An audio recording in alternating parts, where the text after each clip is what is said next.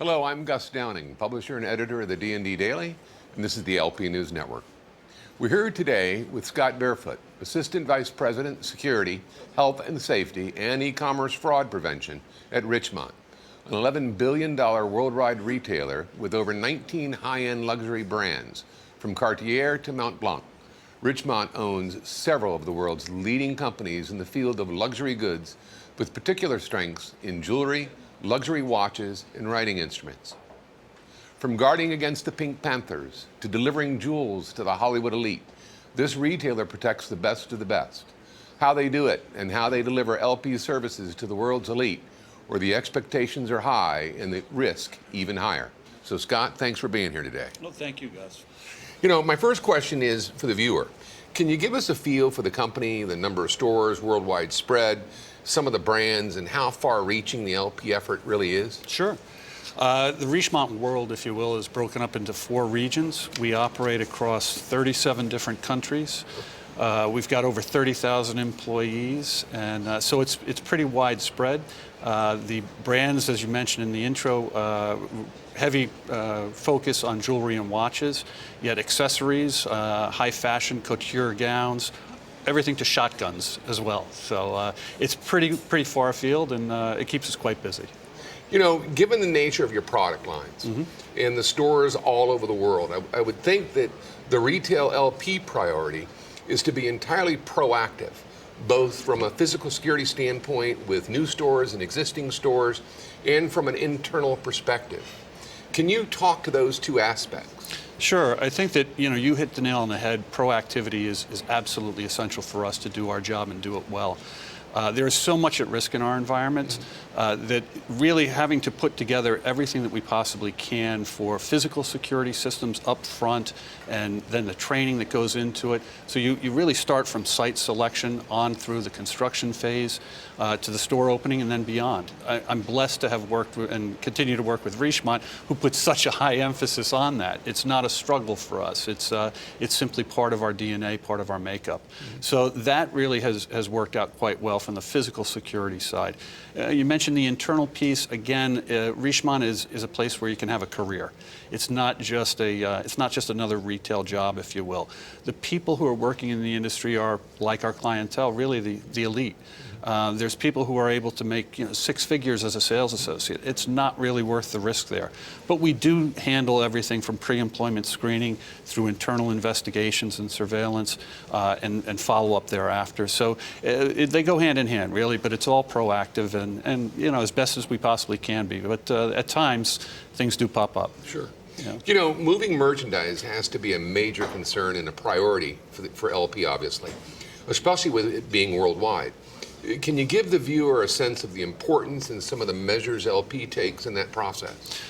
Absolutely. Supply chain for us is absolutely essential. Security is a huge portion of that supply chain equation. But there are other departments within Richemont, as in any large organization, transportation, logistics, import, export, that are solely dedicated to that. We add a certain component to it. It's absolutely, as I said, an essential piece. The thing that you have to remember about Richemont is that we're not only a retailer, we're the manufacturer as well in many cases. So working with the raw materials and moving that from one location to another to then crafting it into a piece of jewelry or a fine watch or writing instrument, and then moving that on to the retail world is there's a lot that goes into it before it actually gets to us. Sure. So it becomes an absolute essential aspect of it. So it's quite involved, and there's a lot of good people working within that industry. So. You know, obviously with your clientele, the LP profile in the store has to be exceptional, with customer service being truly prioritized more so than most retailers. Can you talk to that and how LP develops and delivers that service with LP personnel scattered around the world? Yeah, and it's going to vary really from location to location. I would be not telling you the truth if I said no, it was absolutely perfect everywhere. But it's something that we strive for continually. From really the constant inspection and constant working with our officers and people within the LP and security world. They're the first people and sometimes the last people that our clients are going to see. So that's the impression point, you know, and it's something something that we're really sort of focused on. For our goals, it's, as I said before, it's constant sort of inspection and training.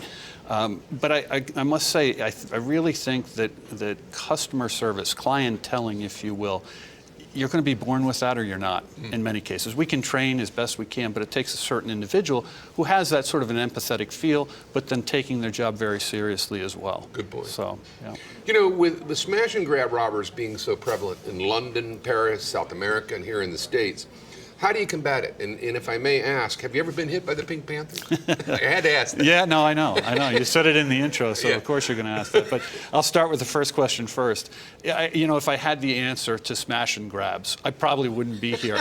I'd be, retired and living off the residuals of my solution, But smash and grab is a very, very difficult thing to deal with. It's one of the fastest, if not fastest growing types of crimes that affect the jewelry and watch industry. The other aspect, though, is that we have to be on the lookout for all kinds of different types of crimes as well. But that's a particularly difficult one because of the level of violence sort of associated with it, the dramatic way that it's carried out. I think that the best defense, obviously, outside of the physical security protocols that you put in place, the deterrent factors, is really to work with law enforcement. The key to this is to work with law enforcement to make an arrest, make the prosecution, and ultimately an incarceration. Because people who are involved in that type of crime, they're not lone wolves, they're not one-offs. So if you're able to bring down a crew, you're going to reduce the number of smash and grabs for years to come. So I really think that working directly with law enforcement aggressively is a very important aspect. Second point of the question. I'm not going to let you go. No, I know. It would be naive if I said that we didn't think that we had any contact with the Pink Panthers. Any international jeweler, certainly has to be on the lookout for that. But every day there's a different crime. There's robbers, there's burglars, there's switch artists, there's credit card thieves, there's shoplifters, everything in between. So yep, Pink Panthers are out there, but so are a lot of others that keep us on our toes. So from an e-commerce fraud prevention standpoint, is there a difference between e-commerce fraud in Europe and e-commerce fraud in the U.S., especially with the EMV chip pin versus chip signature? Yep. Is there a difference? I don't know so much if it's a difference. I think that it's a natural evolution moving into e-com fraud prevention. As the team that I work with, when I see these guys and they catch a good case, it's just like you and I when we first started out in the industry catching a shoplifter. You get all jacked up.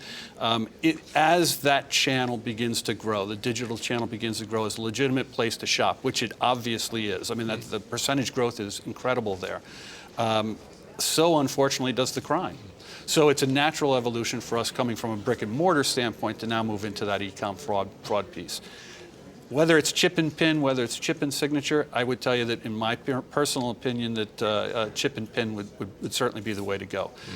How many times have you had your signature checked in the last times you've had a credit card charge? Exactly. So it's definitely a more secure one. I see EMV, as far as the chip cards themselves, reducing in-store fraud greatly. We've already seen that, right up front, and now it's moving more to CNP, card not present transactions. Right. So, it's a natural evolution. We're ready for it, though. Scott, thanks for being here today. Thanks, guys. Well, that's it for this episode, ladies and gentlemen. We'd like to thank you for watching, and until next time, let's keep them all safe out there.